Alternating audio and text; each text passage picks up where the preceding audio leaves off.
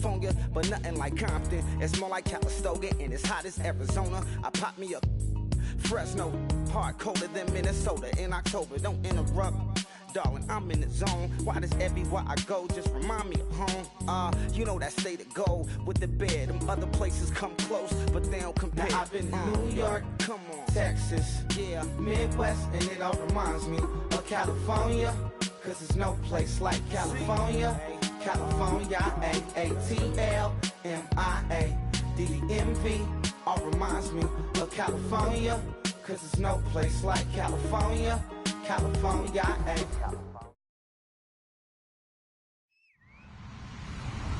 Hello, everybody. I'm Larry Ridley, and this is Madden 17 on EA Sports. We should have a good one on tap here today. It's the Steelers coming in at 7-2, going up against the Chiefs, who come in at 4-5. So, for the call of this Week 11 matchup, let's hand it over to our commentary team, Brandon Godden and Charles Davis. All right, Larry, EA Sports coverage of the NFL brings us to the steel capital of the world, Pittsburgh, PA, at Heinz Field. Today, we've got an interesting Week 11 matchup on tap between the Kansas City Chiefs and the Pittsburgh Steelers.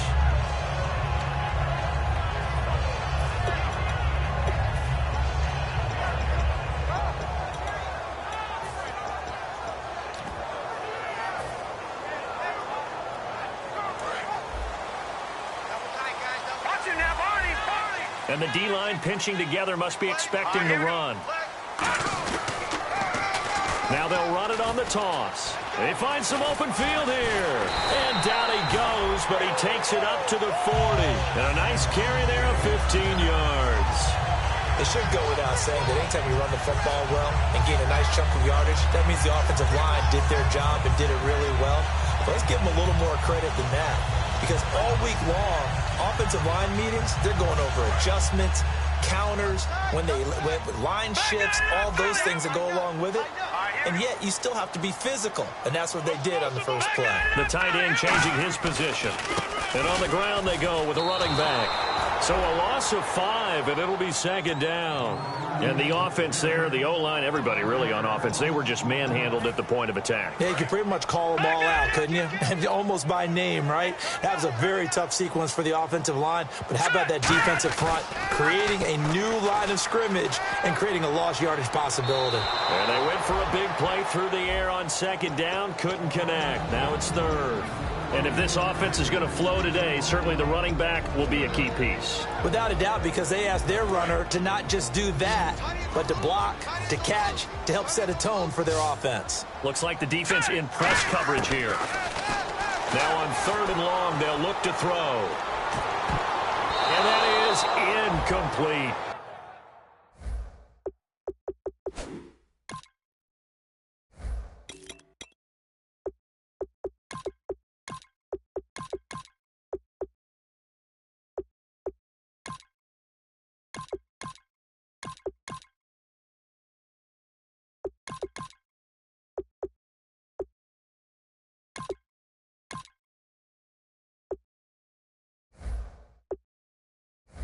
Phillip Dorsett, the intended receiver, and that'll bring up a fourth down. So on fourth down, here's Jake Shum to punt it away.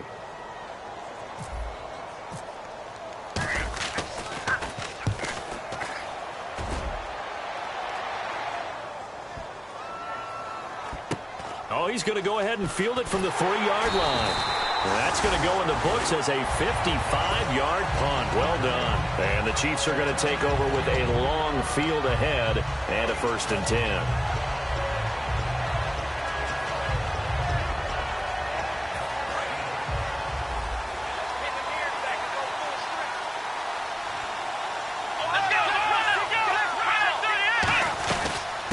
They'll run it now out of the gun. Able to get away. That's why you keep the legs churning. 8 yards on the pickup, and now they'll have some options on second and short. And after the play on the ground, that brings up second down here. Let's go. Now it's Taylor. And he's going to find his man out of the backfield. That's complete. They call it a gain of 19, and it moves the chains. And when an offense is doing a nice job selling the play-action pass, a lot of responsibility shifts to the linebackers. They're the ones that have to determine run or pass and get to the proper places on the field. Here's Taylor to throw, and his throw is going to be incomplete. The veteran Jeremy Maclin was the intended target, and that'll bring up second down. And certainly a key cog in this offensive wheel is Jeremy Maclin. You've just got to find ways to get him the ball, whether you put him in the slot or put him out on the perimeter. His throw incomplete. And the starting defensive unit here for Pittsburgh. Ryan Shazier ran so fast in his combine that many people thought someone actually ran for him. He's a linebacker who ran sub 4.4, and he uses that speed to make plays all over the field.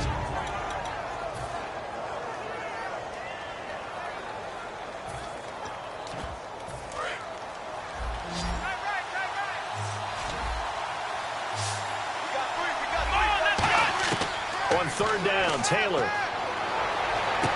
Going down the middle, and it's complete. And he's taken down, but not before he gets this into enemy territory across the 40. He went full scale, loose, flexible, finding a way to catch the ball in some traffic for a key first down. A really nice job of adjusting to the ball in the air. Not the most accurate of throws, but able to adjust and make the grab. And he gets it all the way down inside the 10 to the 5-yard line. That's a big league run. Takes him down inside the 5-yard line, and momentum definitely on the side of the guys on offense. And if you're an offensive lineman, you love to run the football, especially out in the field where there's some... And he's got it. Touchdown, Chiefs. Their dangerous wide receiver. His third touchdown now on the year. And the Chiefs are going to take a first-quarter lead. And his kick is good to make it 7-0 KC. Here's the Chiefs kickoff unit now as they'll send this one away.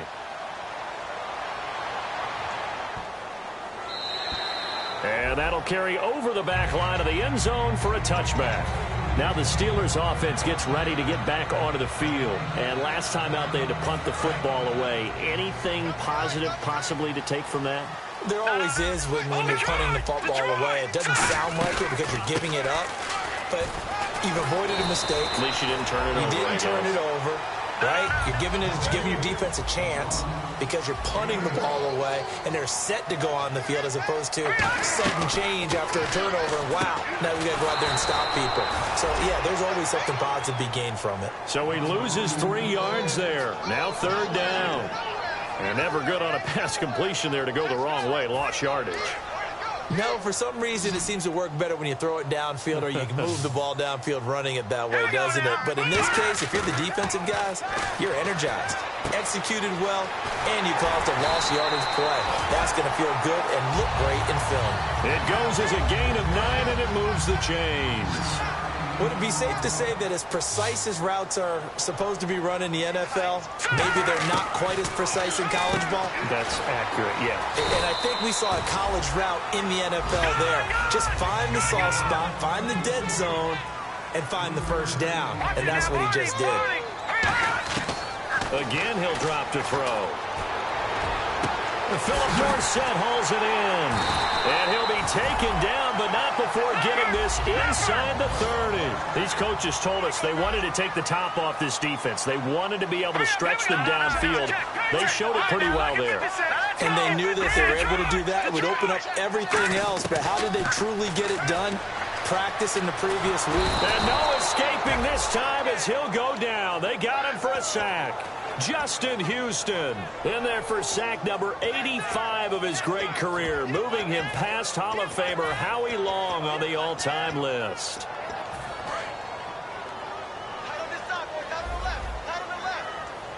Here we go. They'll send a receiver in motion left.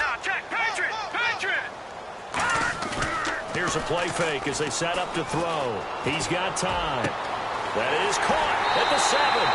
And he's in. Touchdown, Steelers. Their dangerous wide receiver with a lucky number 13 touchdowns now on the year. And the Steelers are an extra point away from tying this thing up. So a tie ball game here as the kick's away. That's fielded in the end zone. And the decision to bring it out is going to cost him about 7 yards all told as he's taken down back shy of the 20. And out come the Chiefs now.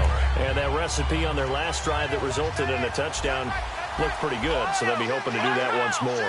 And it takes me back to when we sat with the offensive coordinator and the head coach. They felt pretty good about their game plan and thought there were some holes in the defense, and they exploited on the last time out. Let's see if they can come back and put together a similar drive. And we'll see if they can do just that.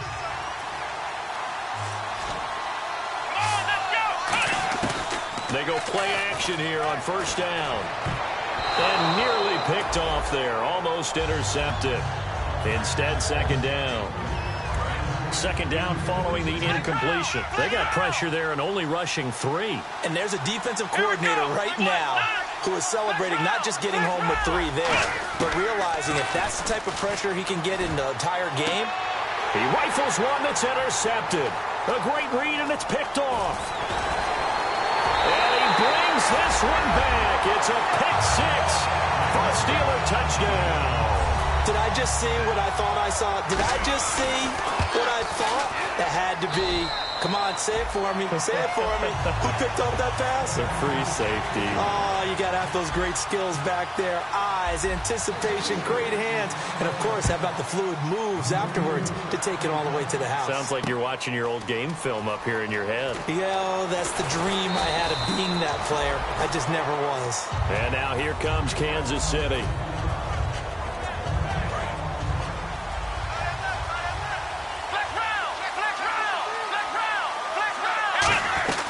They'll run it now out of the gun. Room here to run.